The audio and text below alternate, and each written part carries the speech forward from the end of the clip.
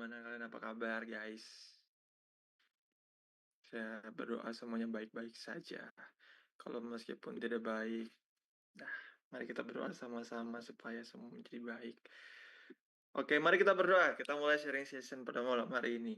Bapak, kami sangat mengucap syukur Tuhan atas kesempatan yang Kau berikan kepada setiap kami, Tuhan, sehingga kami bisa berkumpul kembali bersama-sama Tuhan di Zoom ini, Tuhan, di malam TV ini, Tuhan. Tuhan, saat ini, malam ini kami ingin sharing, Tuhan, berbagi atas pergumulan kami, doa kami, harapan kami, keluh kesah kami, dan mau mengucap syukur atas apa yang telah Engkau lakukan dalam setiap kehidupan kami selama beberapa hari ini, beberapa minggu ini, atau bahkan sepanjang bulan ini, atau apapun yang ingin Kau sampaikan kepada setiap kami yang Kau gerakkan kami untuk bisa sampaikan, Tuhan. Tuhan, ini waktunya kami mau memberkati, karena kami tahu kami diberkati untuk memberkati juga buat teman-teman yang lain, Tuhan. Tuhan, jamah setiap hati kami, pikiran kami, kiranya bisa hanya fokus Tuhan untuk Engkau, memuliakan namamu, menerima berkat pada malam hari ini Tuhan.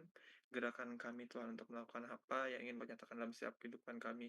Jika Engkau gerakan kami untuk bersaksi, berikan kami kekuatan dan keberanian untuk bersaksi. Jika Engkau ingin menyatakan setiap kami untuk bisa menyampaikan setiap pergumulan kami, sehingga kami bisa didoakan satu dengan yang lainnya Tuhan. Gerakkan hati kami, keberanian kami untuk bisa bercerita dan bisa bersaksi juga Tuhan. Terima kasih Tuhan Yesus, pimpin serta dari awal sampai dengan selesai Tuhan, jamah semuanya Bapak. Di dalam nama Tuhan Yesus Kristus, kami mulai sharing session ini Tuhan. Amin. Amin. Apa kabar guys? Shalom Pak Revi. Yoi, shalom. Oke, seperti biasa, hari Senin kita akan sharing session ya. Dan saya ingatkan kembali kalau misal teman-teman sharing session ini setiap hari Senin. Kalau hari Kamis kita saat teduh ya. Jadi kita merenungkan firman Tuhan dan juga memuji Tuhan atau berdoa di situ di hari Kamis.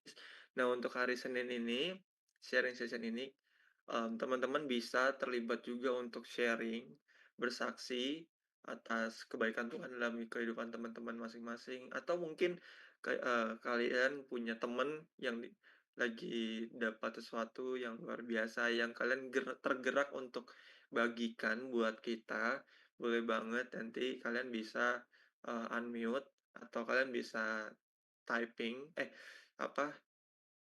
ketik di kolom chat. Kalian bisa chat ke oh ini chatnya apa, ke umum atau ini chatnya tolong Kakak admin, chatnya diubah ke yang host atau co-host. Nanti kalian bisa chat ke co-host atau ke host supaya nanti bisa dibacakan sama kakak-kakak yang lainnya. Oke? Mulailah tanya sama Tuhan, apakah kalian tergerak untuk bersaksi atau kalian mungkin sekarang ada sebuah pergumulan, kalian rindu dalam mencapai suatu hal, satu titik, atau apapun itu, cita-cita kalian tahu, apapun itu yang menjadi keluh kesah kalian beberapa hari ini, kalian bisa ketik juga, kita bisa doakan sama-sama. Karena kalian tahu juga betapa luar biasa kuasa doa ya teman-teman. Tuhan itu luar biasa dan Tuhan itu nggak pernah sama sekali sedetik pun tidak mendengar setiap doa-doa kita. Tuhan selalu memberikan yang terbaik. Amin. Amin. So ya, kalian bisa ketik, kalian bisa sharing juga langsung. Terserah bagaimana dari kalian. Seperti itu. Dan nanti teman-teman kakak-kakak admin juga akan follow up juga pokok doa yang kalian kasih. Akan ditanya kabarnya seperti apa, bagaimana, nanti akan dihubungi sama kakak-kakak admin yang lainnya. Jadi setelah kalian sharing, kalian kalau berkenan, kalau misalnya tidak masalah dan tidak terganggu untuk dihubungi, bisa kasih nomor WhatsApp-nya atau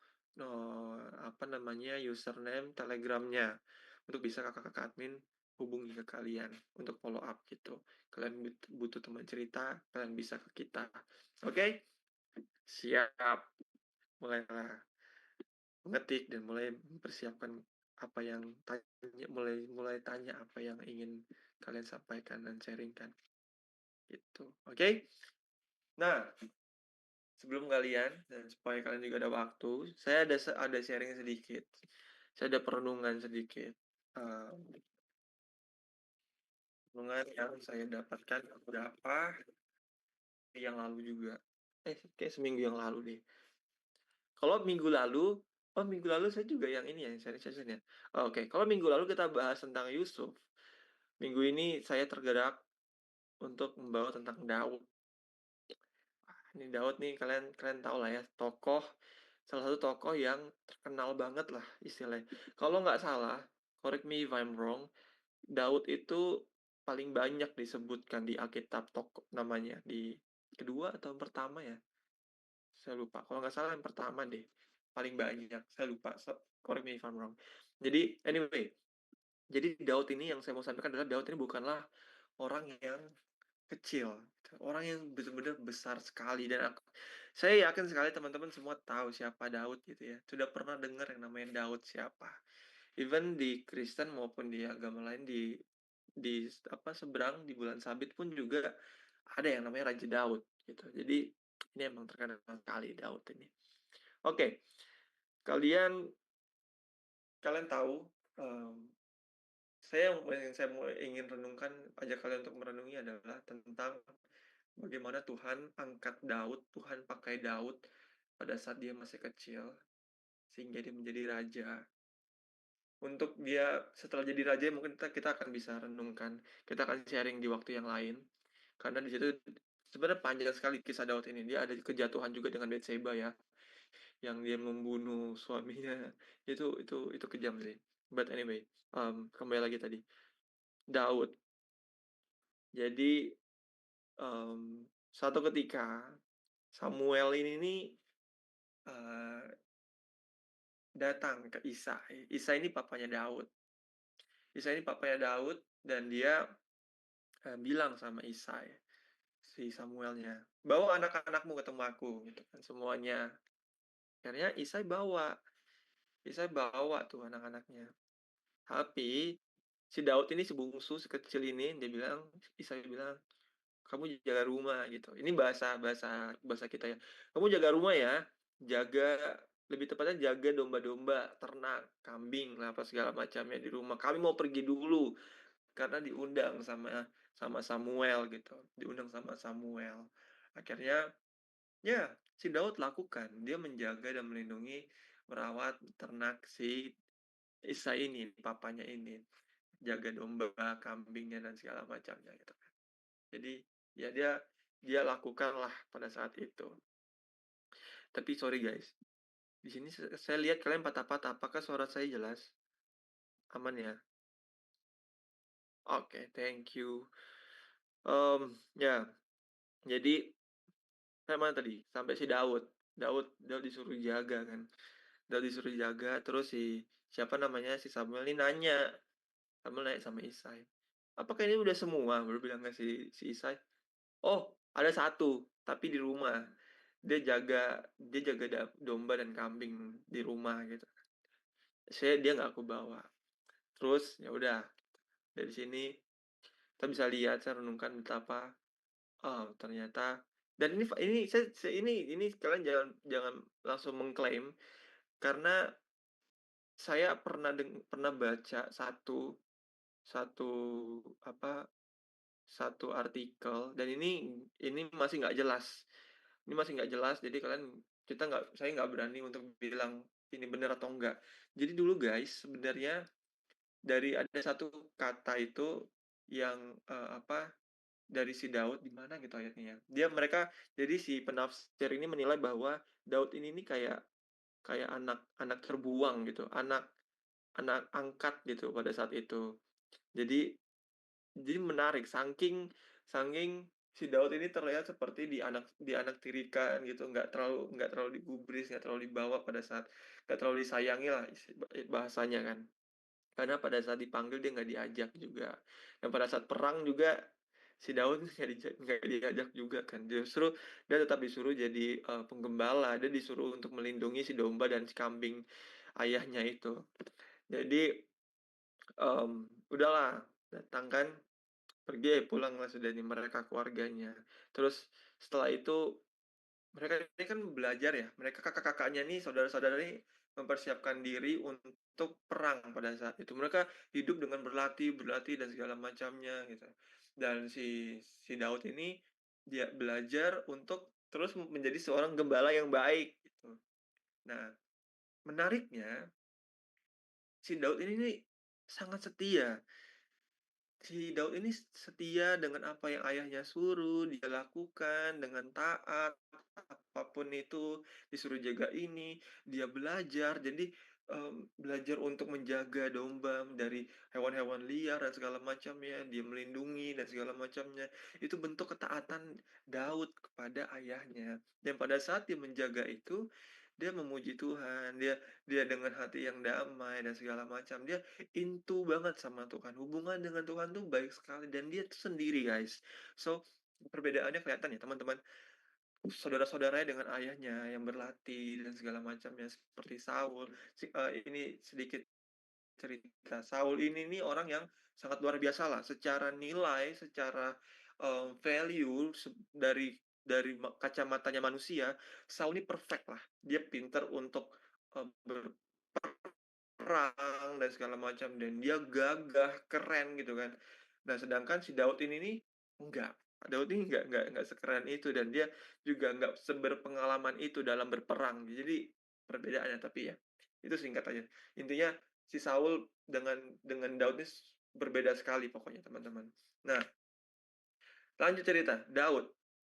Suatu ketika siapa namanya, mereka ini si bangsa Filistin, orang-orang Filistin ini nih berperang kan, berperang. Nah, si saudara-saudara itu pergi ke tempat peperangan itu. Nah, kalian mungkin tahu tentang kisah Daud dan Goliat ya. Dan asal kalian tahu mungkin,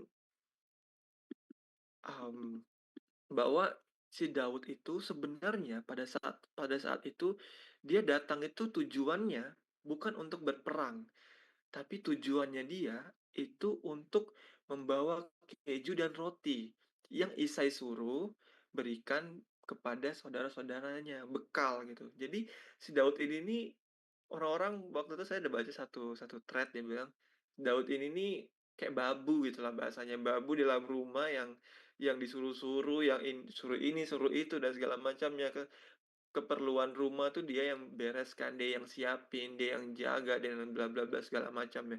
Jadi si Isai ini bilang sama Daud bawa roti itu dan keju itu kemana? Ke saudara-saudaranya gitu.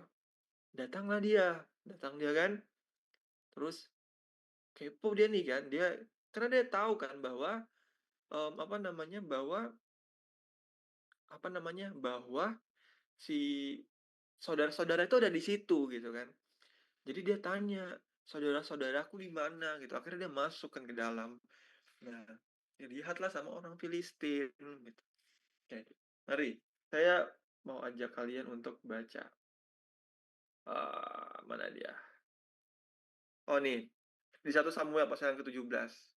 Terus berkatalah mereka, "Sudahkah kamu lihat orang yang maju itu? Sesungguhnya ia maju untuk mencemoohkan orang Israel. Orang yang mengalahkan dia akan dianugerahi raja kekayaan yang besar.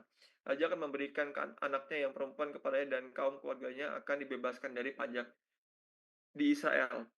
Lalu berkatalah Daud kepada orang-orang yang berdiri di dekatnya, "Apakah yang akan dilakukan kepada orang yang mengalahkan orang Filistin itu dan yang menghindarkan cemooh dari Israel? Siapakah orang Filistin yang tak bersunat ini sampai ia berani mencemoohkan barisan pada Allah yang hidup?"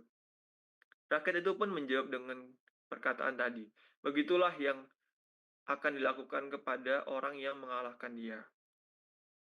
Ketika Eliab kakaknya yang tertua mendengar perkataan Daud kepada orang-orang itu, bangkitlah aman Eliab kepada Daud sambil berkata, "Mengapa engkau datang?" Jadi si Eliab ini marah, guys. "Kau ini ngapain datang?" gitu. "Dan pada siapakah kau tinggalkan kambing domba yang 2, 3 ekor itu di padang gurun? Aku kenal sifat pemberanimu dan kejahatan hatimu. Engkau datang kemari dengan maksud melihat pertempuran." Tetapi jawab Daud, "Apa yang telah aku perbuat? Hanya bertanya saja." lalu berpalinglah ia daripada kepada orang lain dan menanyakan yang sama, dan rakyat memberi jawab kepadanya seperti tadi. Terdengarlah kepada orang perkataan yang diucapkan oleh Daud, lalu diberitahukanlah kepada Saul, dan Saul menyuruh memanggil dia. Berkatalah Daud kepada Saul, janganlah seseorang menjadi tawar hati karena dia. Hambamu ini akan pergi melawan orang Filistin itu. Tapi Saul berkata kepada Daud, tidak mungkin engkau dapat menghadapi orang Filistin itu untuk melawan dia, sebab engkau masih muda. Sedang dia sejak dari masa mudanya telah menjadi prajurit. Ayat yang ke-34, tetapi Daud berkata kepada Saul, hambamu ini biasa menggembalakan kambing domba ayahnya. Apabila datang singa atau beruang yang menerkam seekor domba dari kawannya, maka aku mengejarnya, menghajarnya dan melepaskan domba itu dari mulutnya. Kemudian apabila ia berdiri menyerang aku, maka aku menangkap janggutnya, lalu menghajarnya dan membunuhnya. Baik singa maupun beruang telah dihajar oleh hambamu ini. Dan orang Filistin yang tidak bersunat itu, ia akan sama seperti salah satu daripada binatang itu. Karena ia telah mencemooh barisan daripada Allah yang hidup. Jadi si Daud ini nih kayak bilang, aku nih pemberani, aku nih kuat, aku nih berpengalaman dengan menjaga kambing domba itu gitu. Jadi aku tuh layak di sini. Gitu. Nah, pula kata Daud, Tuhan yang telah melepaskan aku dari cakar singa dan dari cakar beruang, dia juga akan melepaskan aku dari tangan orang Filistin itu. Kata Saul kepada Daud, pergilah, Tuhan menyertai engkau. Lalu Saul mengenakan baju perangnya kepada Daud, ditaruhnya ketopong tembaga di kepalanya dan dikenakannya baju zirah kepadanya. Lalu Daud mengikatkan pedangnya di luar baju perangnya, kemudian dia berikhtiar berjalan sebab belum pernah dicobanya. Maka berkatalah Daud kepada Saul, aku tidak dapat berjalan dengan memakai ini, sebab belum pernah aku mencobanya. Kemudian ia menanggalkan. Jadi dia kayak, apa ini, aku nggak pernah pakai pakai baju-baju ini asing buat aku. Mungkin baginya berat kali atau aneh banget, aku nggak bisa pakai ini. Akhirnya dibuka lah bajunya itu kan. Nah, lalu Daud mengambil tongkatnya di tangannya, dipilih dari kasar sungai limanya, yakni tempat batu-batu, sedang umbannya dipegangnya di tangannya. Demikianlah ia mendekati orang Filistin itu. Orang Filistin itu kian mendekat menghampiri Daud dan di depannya orang yang membawa perisainya. Ketika orang Filistin itu menunjukkan pandangnya ke arah Daud serta melihat dia, dihinanya Daud itu karena ia masih muda. Jadi si Daud ini dihina guys, karena dia emang masih muda semuda itu kan. Kemerah-merahan dan elok parasnya. Orang Filistin itu berkata kepada Daud, anjingkah aku? Maka engkau mendatangi aku dengan tongkat. Jadi kayak siapa namanya, si orang Filistin merasa kayak, sehina ini ke aku, kamu kasih orang yang gak berpengalaman, yang masih bocah, melawan aku yang sudah berpengalaman bertahun-tahun. Itu jadi sebuah ejekan, sebuah penghinaan bagi orang ya. Biasalah ya, sama kayak mungkin kita pernah ketemu orang yang kayak udah berpengalaman, terus dikasih orang yang sepele gitu. Jadi kayak, kok kasih ini buat aku gitu. Aku nih orang yang ternama loh, aku nih udah megah, aku nih udah misalnya S4, profesor, S7, S10, terus kok kasih orang-orang yang kayak gini. Nah itu orang Filistin itu. Lalu demi para allahnya, orang Filistin itu mengutuki Daud. Pula orang Filistin itu berkata kepada Daud, hadapilah aku, maka aku akan memberikan dagingmu kepada burung-burung di udara dan kepada binatang-binatang di padang. Jadi udah pede banget nih orang Filistin. Tetapi Daud berkata kepada orang Filistin itu, engkau mendatangi aku dengan pedang dan tombak dan lembing. Tetapi aku mendatangi engkau dengan nama Tuhan semesta alam. Wede, Allah segala barisan Israel yang kau tantang itu. Hari ini juga Tuhan akan menyerahkan engkau ke dalam tanganku dan aku akan mengalahkan engkau dan memenggal kepalamu dari tubuhmu. Wih, jadi ngeri juga nih. Hari ini juga aku akan memberikan mayatmu dan mayat tentara orang Filistin kepada burung-burung di udara dan kepada binatang-binatang liar, supaya seluruh bumi tahu bahwa Israel mempunyai Allah, dan supaya segenap jemaah ini tahu bahwa Tuhan menyelamatkan bukan dengan pedang dan bukan dengan lembing, sebab di tangan Tuhanlah pertempuran dan ia pun menyerahkan kamu ke dalam tangan kami. Singkat cerita, Goliat kalah dengan si lembing itu tadi. Jadi dari kisahnya Daud ini luar biasa banget guys. Dan kalian dari yang tadi kakaknya si Eliab tuh bilang, Dipikir kan dia disuruh jaga, apa namanya, kambing domba tuh kayak seakan-akan sampai nggak bisa pergi ke tempat Isya itu kayak, banyak banget gitu kan, banyak banget yang harus dijaga, sibuk dan segala macamnya. Nyatanya cuma 2 3 ekor doang, guys. Cuman 2 3 ekor doang yang dia harus jaga, yang nggak sebanyak itu gitu. Jadi bisa ditinggal sebenarnya, tapi dia tetap setia, dia nggak sakit hati kayak, "Oh, kakak-kakakku pergi tapi aku disuruh jaga 2 3 ekor doang," gitu. Tapi dia tetap taat dan dia tetap setia. Dia lakukan itu. Orang-orang, Saul, para tentara dan segala macamnya, dilatih di barak ya, dilatih untuk menjadi orang yang kuat akan berperang gitu kan. Seperti orang Filistin itu tadi, dengan baju zirah lah, apalah segala macamnya lah, pedang lah segala macam, dipersiapkan. Sedangkan Daud itu bukan, dia nggak dilatih di barak, guys. Dia dilatih di ladang. Sama siapa? Sama Tuhan. Dia dilatih cuma sama Tuhan sendiri. Tuhan kasih latihan itu dengan dia taat dan setia menjaga si domba-domba dan juga kambing itu, dia melawan orang apa, hewan-hewan buas, hewan-hewan liar, dia dilatih dari situ dan dia kuat dari situ, bahkan dia mengalahkan orang Filistin terkuat loh. Dari kecil loh orang itu, si Goliat itu. Dari kecil dia sudah jadi prajurit, guys. Bayangin, dari kecil dia udah jadi prajurit, melawan orang yang masih kecil juga, yang dilatih dari menjaga binatang-binatang, menjaga domba dan kambing. Perenungannya yang saya mau sampaikan adalah, teman-teman, Daud dan juga Saul ini perbandingannya akan sangat jauh, guys. Sangat-sangat amat jauh. Di mata dunia, si Saul ini merupakan orang yang perfect gitu. Orang yang keren gitu, orang yang kuat gitu. Singkat cerita dia akan menjadi raja, si siapa namanya, si Daud ini, dibanding dari si Saul. Iri semuanya, si Saul iri karena Daud tuh jadi terkenal gitu kan. Sampai si Saul ini mau bunuh Daud. Si Saul mau bunuh Daud, prajurit yang hebat, raja ingin membunuh gembala, gembala domba kambing. Bayangin saking irinya bagaimana si Daud tuh Tuhan pakai angkat melonjak tinggi gitu. Akhirnya, guys, kalau misal teman-teman, ini perenungannya, terserah kita di dunia ini dipandang sebelah mata sama orang-orang, even keluarga kalian sendiri, even orang tua kalian sendiri, kalian disampingkan, kalian disuruh ini, kalian disuruh itu, kalian nggak dipandang pekerjaan kalian, apa yang kalian lakukan, nggak terlalu dilihat, nggak terlalu diperhatikan. Itu guys, taat, belajar taat dan setia. Karena apa? Tuhan lihat hati. Tuhan lihat hati. Tuhan lihat hati Daud. Betapa luar biasanya dan sabarnya Daud, setianya Daud. Pada saat itu kalau bisa kita cerita di depan ya, dia bisa membunuh Saul sebenarnya. Tapi dia nggak memutuskan untuk membunuh Saul.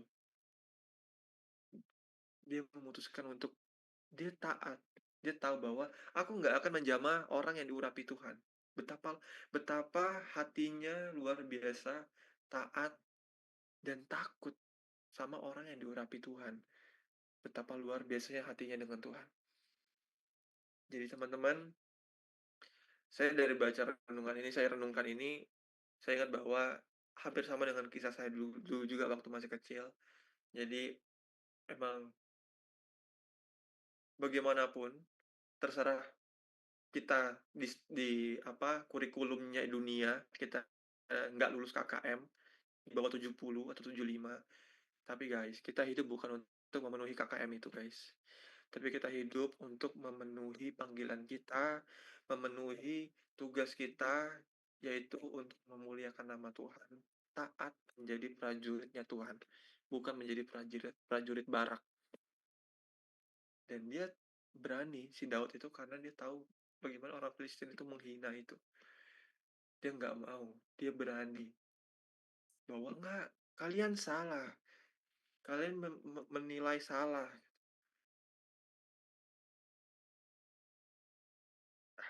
Luar biasa banget hatinya Daud itu kepada Tuhan dan juga kepada bangsanya dia. Lakukanlah hal-hal kecil, apapun yang Tuhan kasih. Dan mungkin bisa jadi suatu saat hal-hal itu bisa menjadi batu loncatan kamu, sehingga Tuhan berikan hal yang lebih luar biasa lagi seperti Daud, Tuhan berikan jadi raja. Padahal awal mula dari apa? Awal mulanya dari mengantar bekal buat saudaranya. Kecil doang kan sebenarnya untuk ngantar doang, tapi di situ dia akhirnya berperang aja dia akhirnya Tuhan gerakkan untuk dia melawan orang Filistin itu, menang dia jadi raja aja. Tapi itu singkatnya. Tetapi pembelajaran dia, perlatihannya dia tuh cukup panjang juga dengan melatih diri untuk menjaga di kambing dan dombanya. Ayahnya yang cuma 2-3 ekor doang, guys. Jadi betapa taat dan setianya Daud. Itu teman-teman. Itulah renungannya yang saya beberapa minggu lalu dapat dan saya rindu untuk bagikan ke teman-teman yang lainnya. Oke, seperti itu. Bagaimana teman-teman? Sudah ada yang ingin bersaksi atau yang ingin memberikan pokok doa? Boleh banget, silakan langsung apa namanya? Apa namanya? Raise hand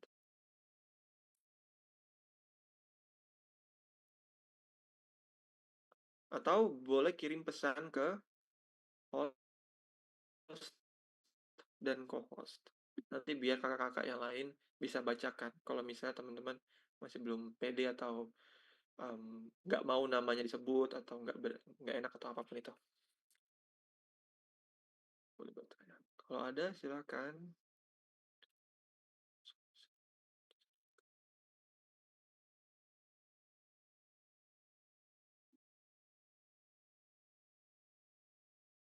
Ada?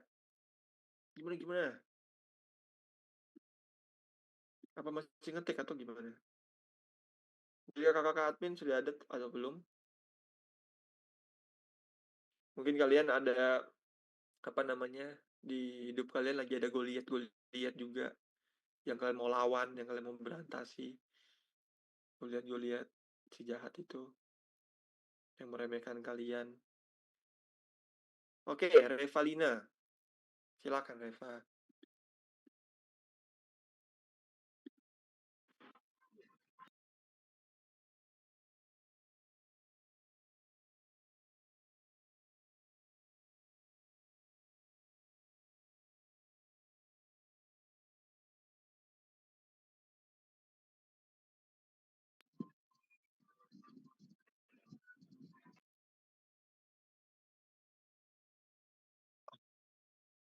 Nggak bicara si Revalina. Mungkin teman-teman yang lain atau Reva masih mau ngomong? Atau yang sekarang masih dalam padang, di padang dengan domba-domba dan juga kambing seperti Daud yang sedang dilatih private sama Tuhan.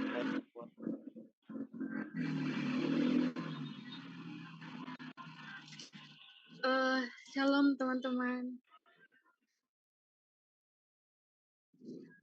Jadi hari ini aku mau bersaksi tentang apa yang Tuhan kerjakan dalam hidupku lewat firman-Nya di 1 Samuel pasal 17 ini.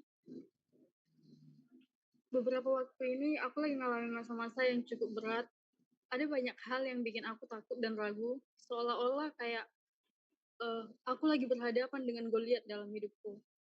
Kadang aku ngerasa lemah dan mikir kayak, apa aku bisa ngelewati ini? Apa aku sanggup gitu? Tapi waktu aku baca 1 Samuel 17, 1 Samuel pasal 17 ayat 37, Daud bilang, Tuhan yang telah melepaskan aku dari cakar singa dan dari cakar beruang, dia juga akan melepaskan aku dari tangan orang Filistin itu. Ayat ini langsung apa namanya, benar-benar ngerasa nguatin aku banget. Aku diingatkan kalau sebenarnya Tuhan udah pernah nolong aku lewat hal-hal sulit sebelumnya. Dan kalau dia udah setia dari dulu, pasti dia juga akan setia sampai sekarang. Jadi lewat firman ini aku ngerasa dikuatkan lagi. Memang masalahku belum selesai, tapi hatiku lebih tenang. Aku belajar buat untuk nggak fokus sama besarnya masalah, tapi ngelihat besarnya Tuhan yang menyertai aku. Dan,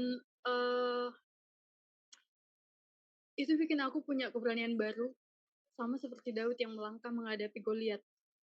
Bukan karena kekuatannya sendiri, tapi karena ia percaya bahwa Tuhan bersamanya, itu teman-teman. Jadi, lewat kesaksian ini aku mau bilang, aku bersyukur punya Tuhan yang setia. Aku percaya apapun Goliat yang kita hadapi, Tuhan yang sama yang pernah nolong kita dulu pasti akan nolong kita lagi. Itu sih. Kiranya, kesaksian ini juga bisa nguatin teman-teman semua. Tuhan Yesus memberkati. Makasih kok. Terima kasih Revalina. Amin. Wah, luar biasa sekali. Kita bantu doa sama-sama buat Revalina. Ya,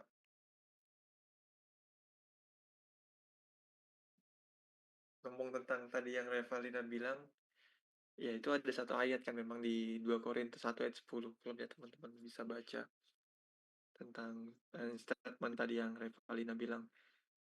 Yang tadi siapa namanya? Si Daud juga bilang, ia telah menyelamatkan aku dari maut dan dia juga akan menyelamatkan aku nanti. Itu 2 Korintus 1 ayat 10 kalau nggak salah. Dari teman-teman yang lain? Ada? Ada lagi?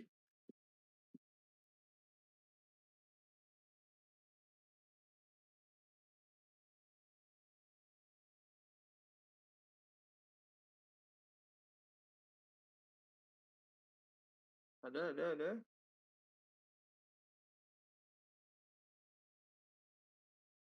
Kalau misalnya ada boleh silakan langsung unmute aja.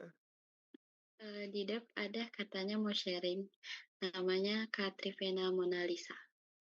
Boleh rasain Kak? Soalnya gimana Kakak ya?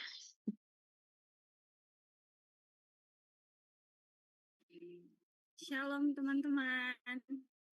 Halo. Maaf sebelumnya, mungkin aku baru mengikuti Zoom yang kayak gini.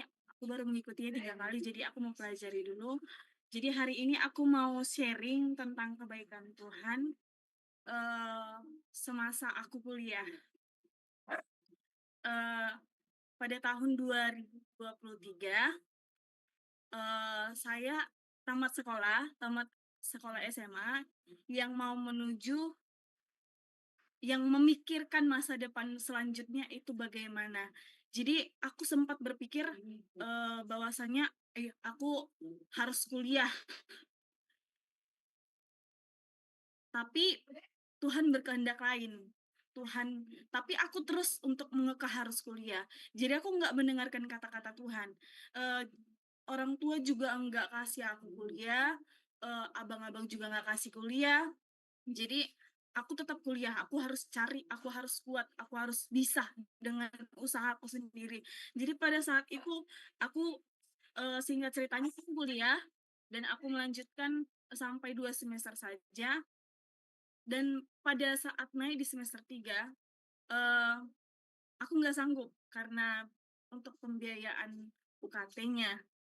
Jadi aku menangis, aku bingung, aku pusing karena aku memikirkan, aduh kayak mana nih sampai aku pernah menyalahkan Tuhan. Tuhan, ini aku mau berusaha untuk mengubah masa depan masa depan aku juga untuk juga keluargaku. Karena kalau bisa dibilang keluargaku itu bisa dibilang tidak mampu. Bisa dibilang orang tua juga termasuk anak broken home. Jadi pada saat itu aku menyalahkan Tuhan. Tuhan, aku mau berusaha. Aku udah coba beasiswa mulai dari PT, dari KIP, juga dari beberapa beasiswa lah saya cari di Google. Terus saya coba.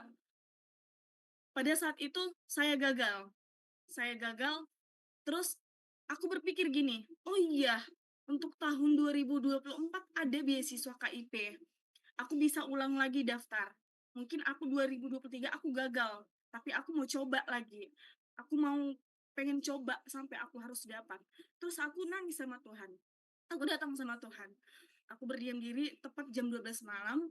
eh eh, karena kan saya juga tinggalnya di pastori, di gereja. Jadi aku eh, bilang ke Tuhan, jam 12 malam aku datang sama Tuhan. Tuhan, mungkin aku salah karena aku menuntut aku bisa dengan kekuatanku sendiri, aku bisa kehendakku yang kubuat, bukan kehendakmu. Maafkan aku Tuhan sampai aku juga menyalahkan Engkau. Ampuni aku sampai aku ngomong gitu sama Tuhan, karena juga aku pernah menyalahkan Tuhan. Kayak mana Tuhan? Ini apa yang terjadi sebelum sebelum karena aku kecewa dengan tahun 2023. Tapi pas di tahun 2024, aku datang sama Tuhan, aku bilang, Tuhan, kehendakmu yang terjadi. Aku mau kehendakmu aja yang terjadi dalam hidupku. Aku nggak mau paksakan dulu diriku saat ini, Tuhan. Aku mau Engkau yang kasih jalan sama aku, Tuhan. Aku bilang ke Tuhan gitu. Tepat besokannya, pagi-pagi aku beston, jam 5 pagi aku beston, aku baca firman Tuhan, tepat ada, aku lupa ayatnya itu, cuma aku ingat, ini ayat ini menegur aku. Berarti aku nggak boleh paksakan kehendakku, biarlah Tuhan yang berkehendak dalam hidupku. Terus, tepat jam 7 pagi, ada pembukaan beasiswa KIP daftar. Saya jatuhkan di beberapa universitas di Medan. Tempat saya tinggal di Medan, saya jatuhkan. Saya ada beberapa universitas, ada 5 universitas yang saya jatuhkan, dan 4 universitas ini saya ditolak. Dan satu yang Tuhan kasih di aku untuk aku lulus berkas. Dan aku bilang ke Tuhan, Tuhan, apa ini karena Engkau Tuhan atau gimana gitu. Aku di situ ragu. Apa ini karena Tuhan atau aku yang secara tiba-tiba mendaftarkan beasiswa ini? Aku ragu. Terus aku datang sama Tuhan di jam 10 paginya. Di gereja aku berdoa. Aku berdoa sama Tuhan, Tuhan, ini apa Tuhan? Ini maksudnya apa Tuhan? Aku lulus berkas, tapi aku masih ragu dengan semua ini. Aku sempat bertanya sama Tuhan. Terus aku menangis sampai jam 12 siang. Aku masih bingung. Tibalah besokannya, uh, ada seseorang yang mengantarkan, yang aku bilang sama anak pendeta, aku bilang, Kak, aku ini mau coba-coba beasiswa dulu. Gimana ya Kak? Aku nih lolos berkas di suatu universitas, aku bilang. Tapi masih ada seleksi-seleksi yang harus diikuti lagi. Dan aku minta petunjuk sama mereka. Terus dibilang universitas mana dek? Katanya gitu kan. Terus aku bilang universitas ini Kak. Aku bilang, oh iya kita punya ada satu mungkin dia bisa bantu kamu untuk soal berkas-berkas. Tapi kita nggak jamin bahwasanya kamu lulus gitu. Terus aku berpikir, oh iyalah Kak, bolehlah ya Kak, aku bilang.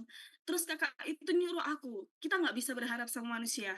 Kamu berdoa, kamu berpuasa, sebelum pengumuman, kamu harus berpuasa, kamu harus berdoa sama Tuhan. Kakak itu bilang kayak gitu sama aku, lalu aku lakukan. Aku setiap jam 10 pagi, jam 12 malam aku berdoa sama Tuhan. Tuhan, aku serahkan semuanya ke dalam tangan-Mu. Kalau ini kehendak-Mu bagiku, aku serahkan Tuhan. Aku cuma mengikuti alurnya dan aku mengerjakan bagianku Tuhan. Biar bagian-Mu yang mengerjakan selebihnya. Itulah aku berdoa sama Tuhan. Lalu soal berkas aku bisa lulus. Pas di tahap ujiannya, aku menangis sama Tuhan. Tuhan, ada biaya untuk aku pergi ke sana. Aku sepeser pun aku nggak punya Tuhan. Karena orang tua juga nggak mau bantu. Bapak mama juga nggak mau bantu. Abang-abang juga nggak mau bantu. Mereka menginginkan aku tuh kerja.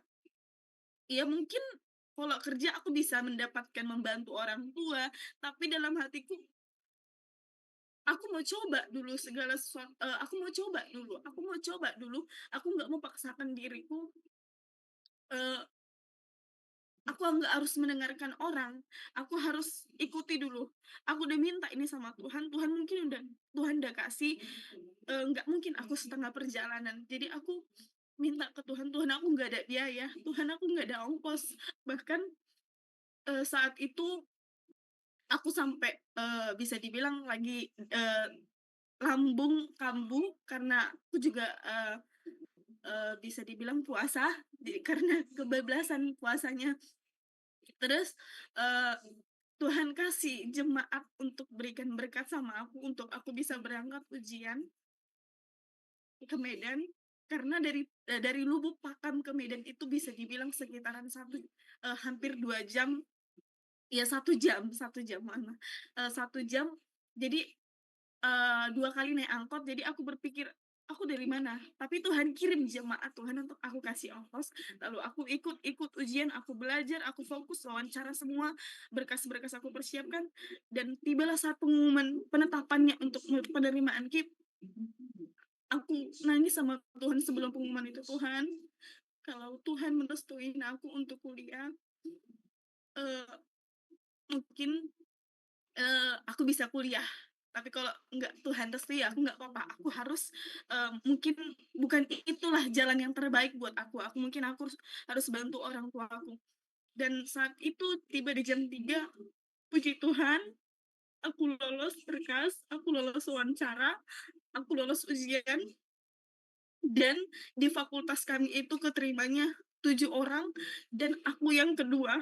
Puji Tuhan, aku sangat bangga sama Tuhan, karena segala sesuatunya itu aku belajar dari diriku. Aku nggak boleh paksakan kehendakku. Aku harus mengandalkan Tuhan dan juga bukan manusia. Karena keluarga mungkin nggak bantu, orang-orang juga yang apa juga nggak bantu. Cuma Tuhan kirimkan orang-orang yang terbaik buat kasih aku berkatnya agar aku bisa mengikuti proses-prosesnya. Lalu aku bilang sama Tuhan, Tuhan maafkan aku udah menyalahkan Engkau, aku udah bertanya-tanya sama Tuhan, sampai aku bilang, Tuhan, kenapa kau buat hidupku kayak gini?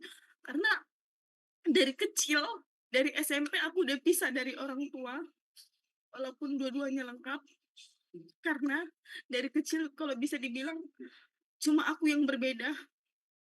Dari kecil aku dikurung di gudang, nggak tidur di rumah kalau nggak dulu kami masih mencari sawit untuk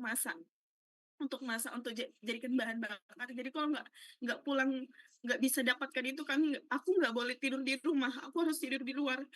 Terus aku bantu mama, tetap juga salah aku bantu. Jadi aku bertanya sama Tuhan, tapi aku nggak benci mereka, aku tetap sayang sama mereka. Sampai sekarang aku belajar untuk mengasihi keluarga aku. Itu yang aku paling luar biasa, Tuhan itu baik kali sama hidup aku. Itulah mungkin kesaksianku, dan juga bantu doa teman-teman. Pada hari Sabtu yang lalu saya bertengkar dengan keluarga saya karena mama saya dan bapak saya ingin bercerai, tapi saya tidak mau karena mungkin kalau di adat Batak itu ya jelek gitu. Kayak orang tua bercerai itu sangat jelek. Jadi aku nggak mau, bukan hanya itu aja, tapi aku nggak mau kedua orang tuaku pisah hanya gara-gara perkataan manusia. Nah, jadi mohon bantu teman-teman agar keluargaku dikasih keterangan, dikasih damai, dipersatukan kembali. Jadi mohon, dan inilah kesaksianku, dan juga bantu dukungan doa ya teman-teman. Cuma inilah. Terima kasih teman-teman. Wow. Thank you, Tripena. Wow, thank you for the encouraging words. Terima kasih banyak. Sangat luar biasa. Tuhan pakai hidup kamu ya. Wow. And I'm so sorry to hear that tentang papa dan mama. Ya, kita pasti akan mendoakan, kita sama-sama berdoa ya. Dan ya, kiranya kehendak Tuhan yang jadi yang terbaik.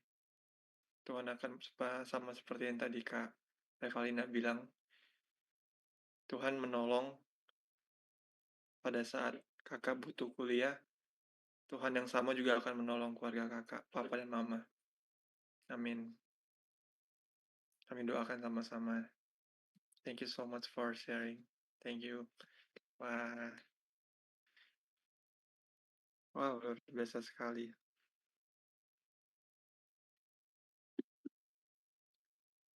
Oke, teman-teman. Ada lagi mungkin? Itu saya terharu sekali, aduh, luar biasa sekali. Terima kasih Tripena. Ada lagi teman-teman yang mungkin mau berikan pokok doa atau mau ucapan syukur? Kita sudah sangat diberkati sekali sama sharing kakak-kakak yang lain. Atau dari admin-admin ada yang chat mungkin? Ini ada yang chat saya juga tadi. Oke. Dari siapa ya? Dari Amel Purba, dia mau bersaksi sedikit tentang hidupnya. Amel Purba, apakah kamu hadir di sini? Masih hadir?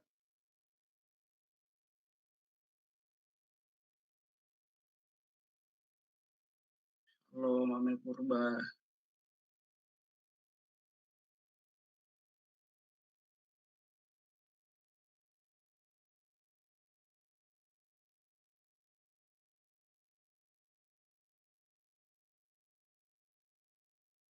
Dia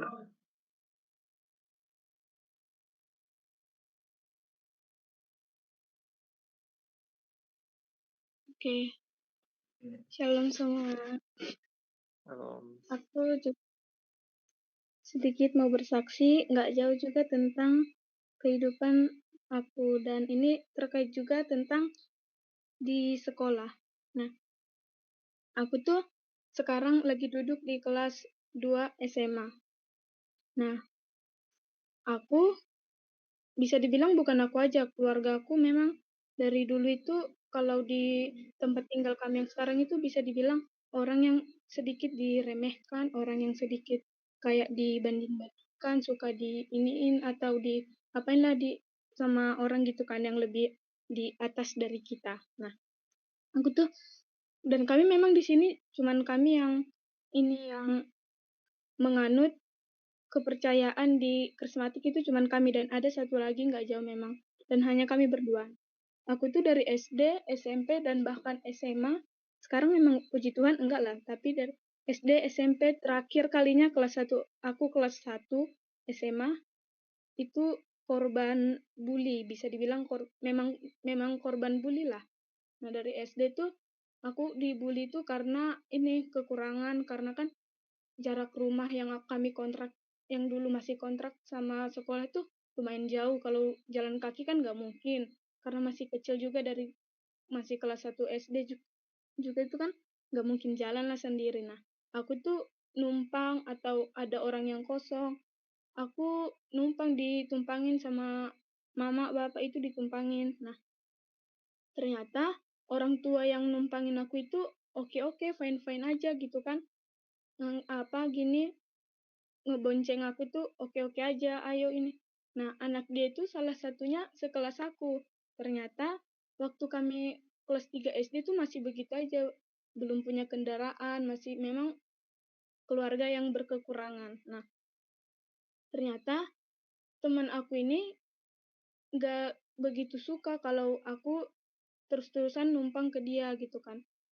Nah di sekolah tuh diomong-ngomongin, diini-iniin, kayak diata-atain lah ini itu segala macam.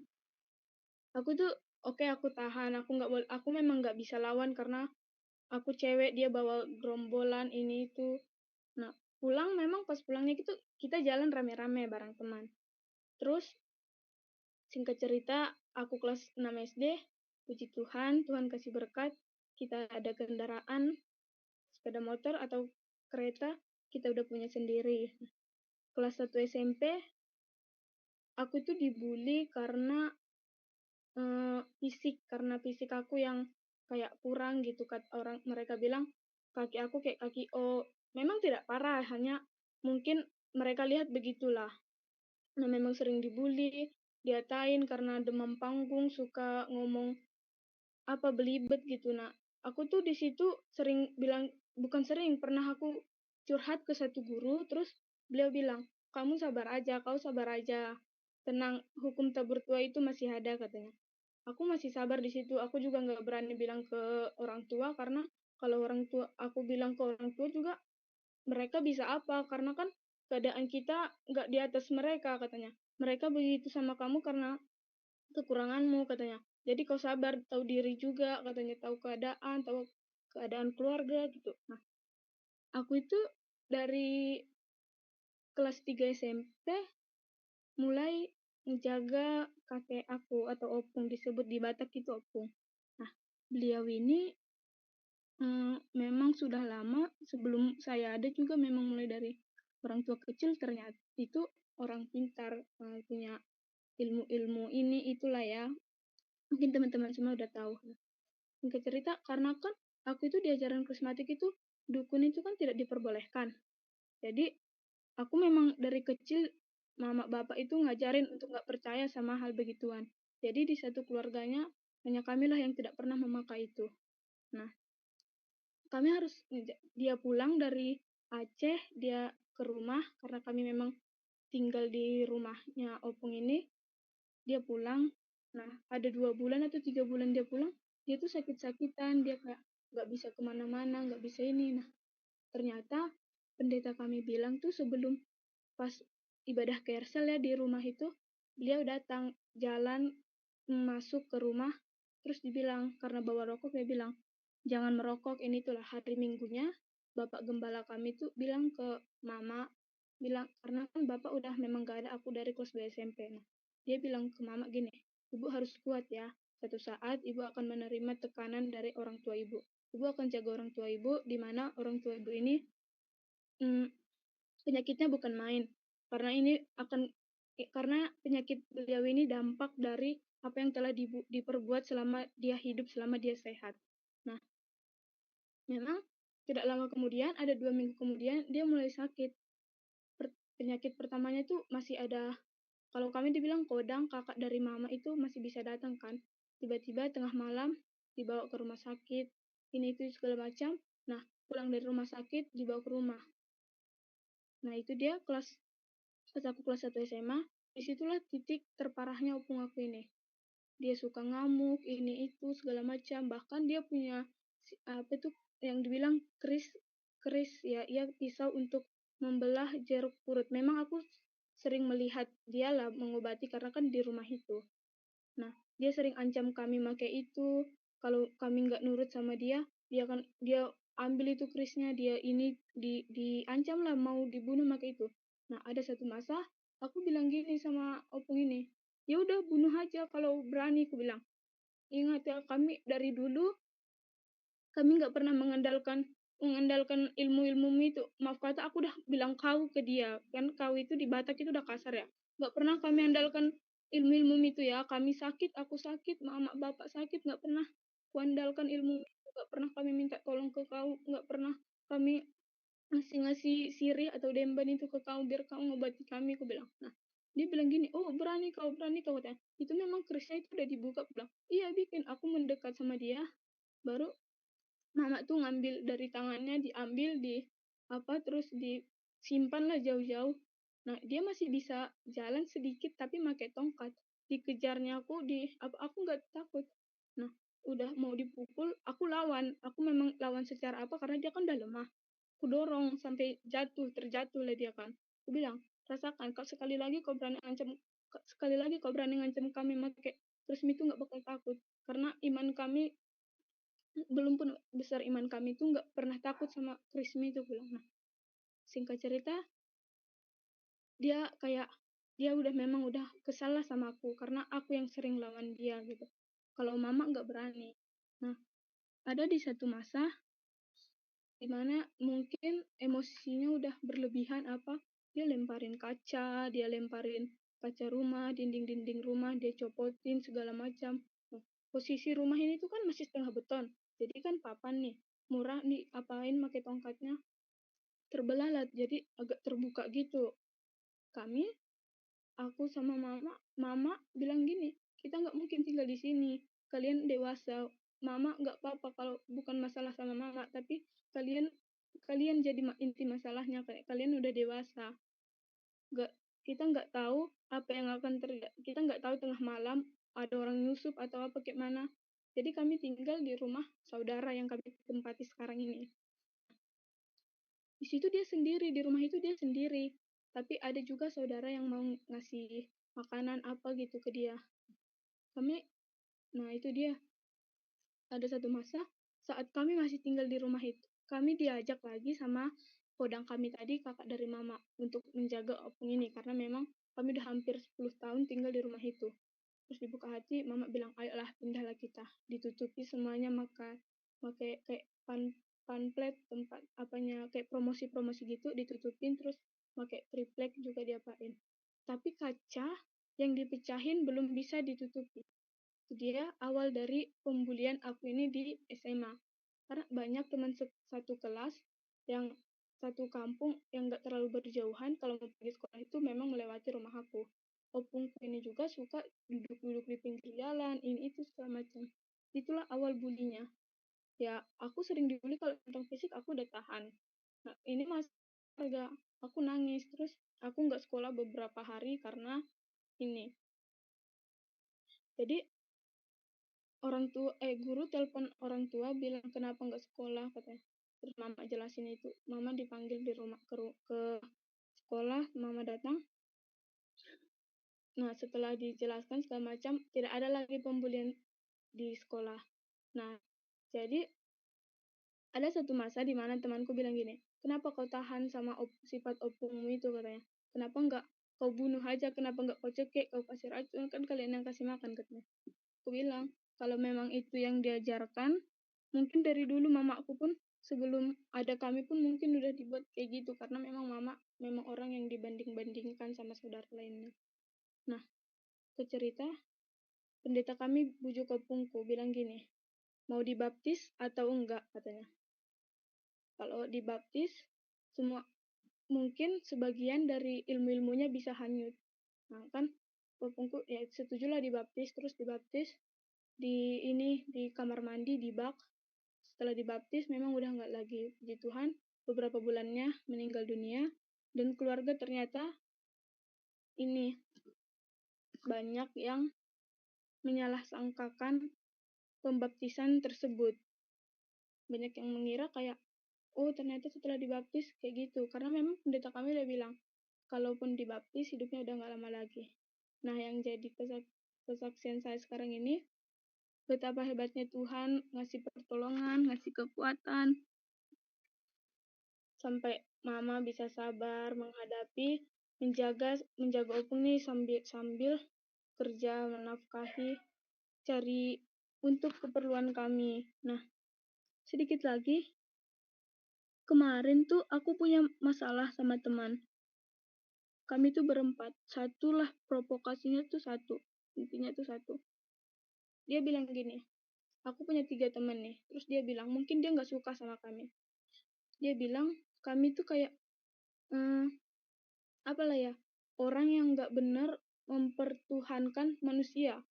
Nah di situ kami masih bisa tahan lah ya, kami masih bisa tahan. Nah dia terus memanas-manaskan bilang kami tuh. Nah itu masih kejadian kemarin, sampai hari Minggu itu masih berlanjut di lewat via chat. Nah hari Minggunya aku pergi ibadah, aku ibadah dengan seperti biasanya.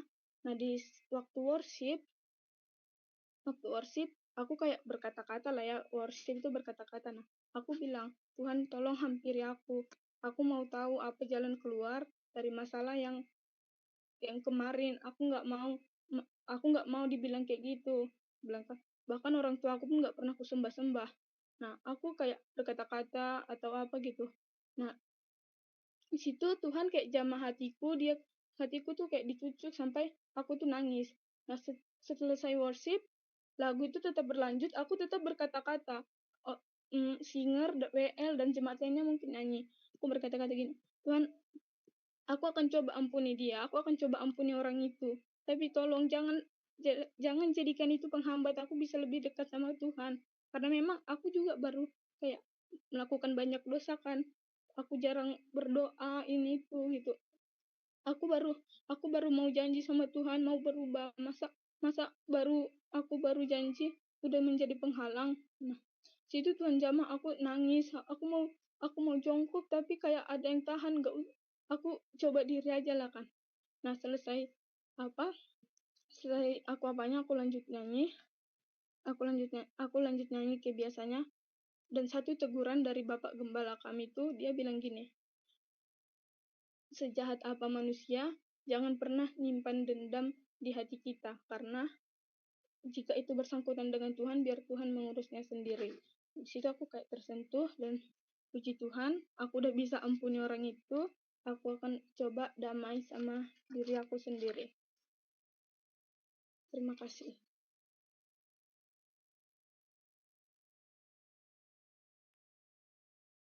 Terima kasih banyak, Kak Amel. Terima kasih semuanya. Luar biasa sekali. Thank you for sharing, Amel.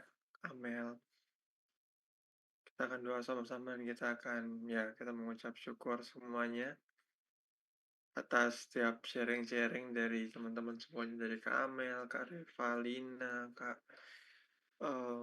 Kak Tripena, dan ada lagi nggak tadi ya? Sampai saya lupa. Ya, buat semua kita semuanya ya. Ada yang ini, ada yang chat ya tadi ya. Dari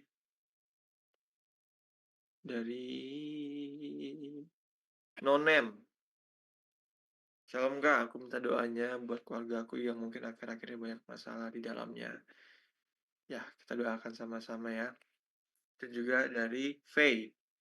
Untuk doa dalam perkuliahannya Faye, semoga semuanya berjalan dengan lancar dan bisa mendapatkan nilai yang memuaskan. Doakan keluarga yang ada di kampung juga. Doakan Faye dalam pelayanan. Dan doakan HPDT, hubungan pribadi dengan Tuhan. Wow, ada singkatannya. Saya baru tahu HPDT, hubungan pribadi dengan Tuhan, dan HPDS, hubungan pribadi dengan sesama. Oke, saya cuma tahu vertikal dan horizontal. Oke, menarik. HPDT dan HPDS. V, hubungan dengan Tuhan, dan juga hubungan pribadi dengan sesama. Oke, semuanya kita doakan sama-samanya ya. Sama-samanya. Kita doakan sama-sama ya. Dan kita akan dipimpin doa oleh Kak Rosa. Silakan Kak Rosa akan pimpin kita dalam doa. Oke, terima kasih Kak Revi yang sudah memimpin jalannya sharing session pada malam hari ini, dan teman-teman juga yang sudah sharing, terima kasih sekali. Dan kita akan sama-sama berdoa, membawa setiap pokok-pokok doa kita pada malam hari ini. Mari kita satu dalam doa.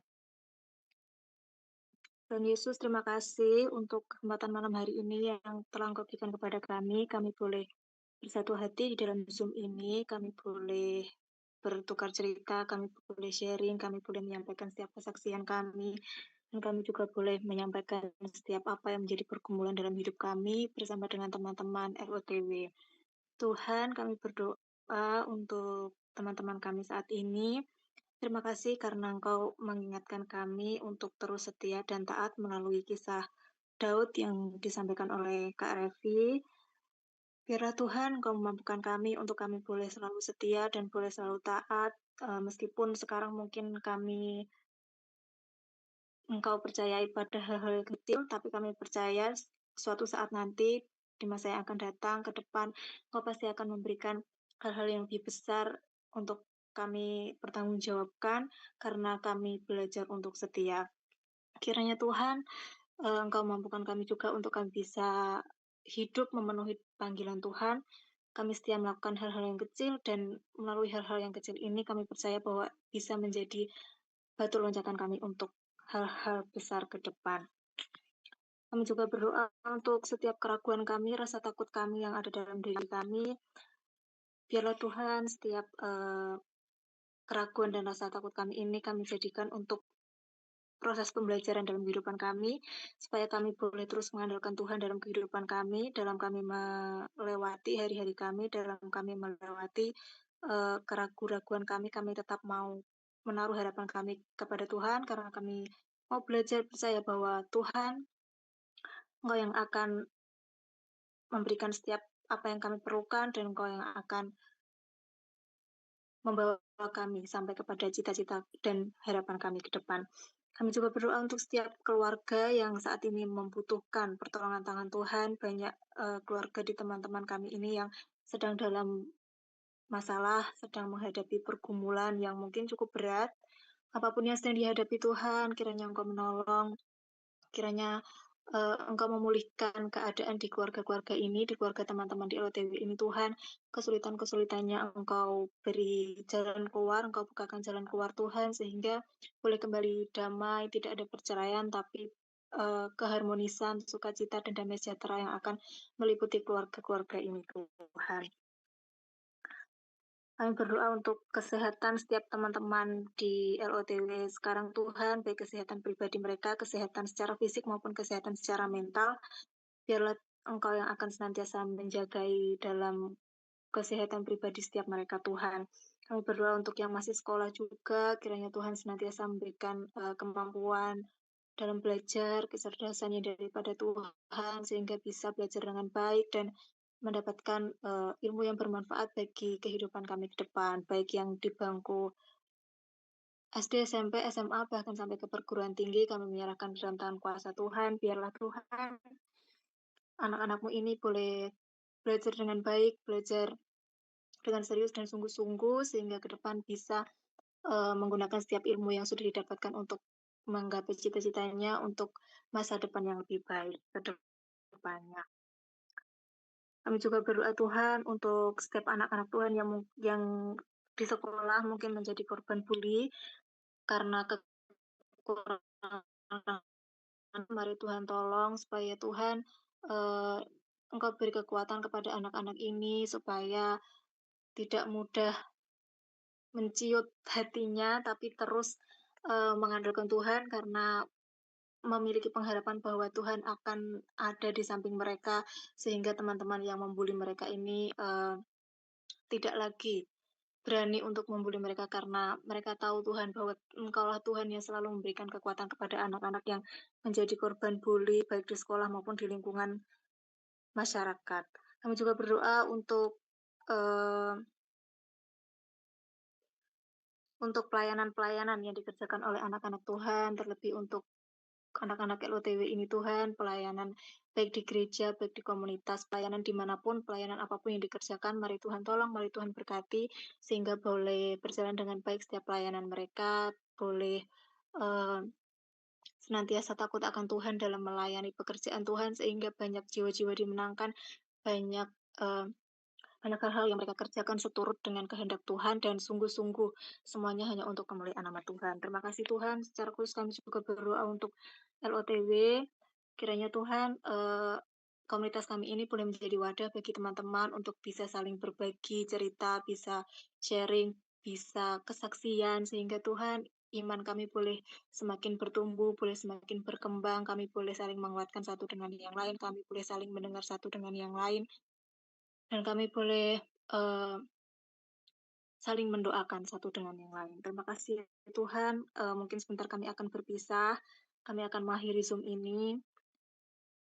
Yang akan melanjutkan aktivitasnya, Tuhan terus tolong supaya boleh bertanggung jawab atas setiap apa yang masih menjadi pekerjaannya. Mungkin banyak tugas, banyak pekerjaan yang belum terselesaikan. Mari Tuhan tolong supaya boleh menyelesaikan setiap tugas dan tanggung jawabnya. Begitu juga kami yang akan beristirahat setelah ini, mari Tuhan tolong supaya kami boleh istirahat dengan baik, tidur dengan nyenyak. Tuhan melindungi, memproteksi kami, tempat tidur kami, rumah kami, lingkungan kami, Tuhan yang akan menjagai, supaya kami boleh tidur dengan tenang, istirahat dengan tenang, dan besok pagi Tuhan, kiranya Engkau boleh membangunkan kami dengan semangat yang baru, di hari yang baru, dengan sukacita yang baru yang daripada Tuhan, dengan berkat-berkat baru yang daripada Tuhan. Terima kasih ya Tuhan. Kami sungguh menyerahkan seluruh hidup kami ke dalam tangan kuasa-Mu. Mari Tuhan yang akan pakai kami anak-anak-Mu menjadi garam dan terang dimanapun kami berada. Ajari kami terus Tuhan untuk kami boleh taat dan setia, untuk kami boleh belajar menyenangkan hati Tuhan melalui setiap pikiran kami, perkataan kami, perbuatan kami. Sungguh kami berserah penuh dalam tangan kuasa-Mu, dan biarlah setiap apa yang terjadi dalam kehidupan kami ini adalah sesuai dengan kehendak-Mu saja.